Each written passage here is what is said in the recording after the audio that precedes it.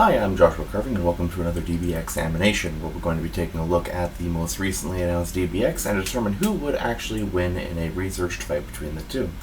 But first, we have Danny Fenton versus Ben Tennyson, which I'm not too surprised that the vote went in favor of Ben, because, anyone could look at that fight and tell who would obviously win.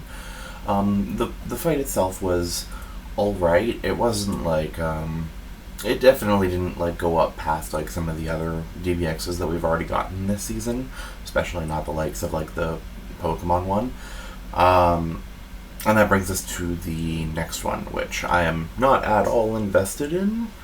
I don't really like One Piece, and Rurouni Kenshin has been kind of tainted. I really kind of won't pick it up at this point, largely because of some of the stuff that the author has done.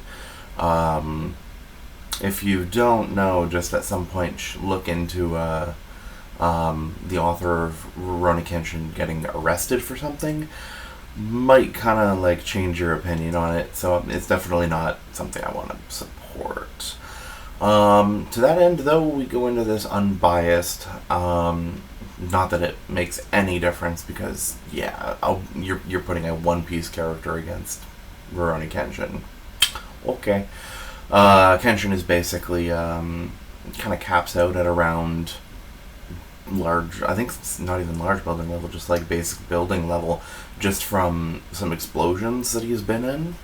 Meanwhile, Trafalgar Law is kind of not only has the stats advantage in every regard, just by scaling to characters like Don Flamingo and the Straw Hat Pirates, but he also has a huge hacks advantage, because within like a certain area he can like swap things out and like rearrange things.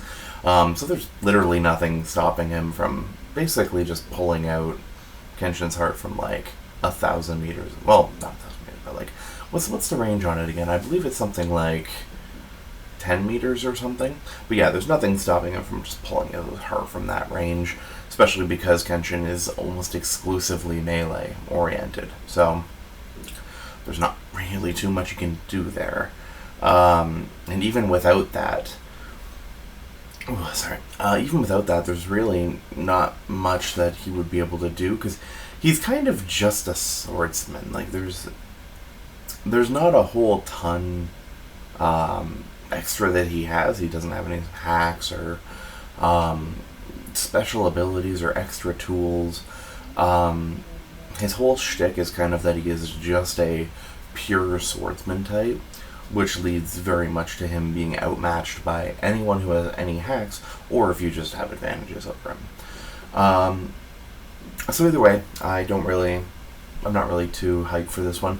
Ironically, though, the death races that have been coming out, those have actually been extremely fun. The most recent one with like Thomas the Tank Engine, Optimus Prime, the car from Harry Potter, and Lightning McQueen. That was actually a pretty entertaining race to watch. I'm actually pretty impressed with that spin-off show, actually. But yeah, I've really got nothing else to say for this one, so yeah, I will see you guys for the next one.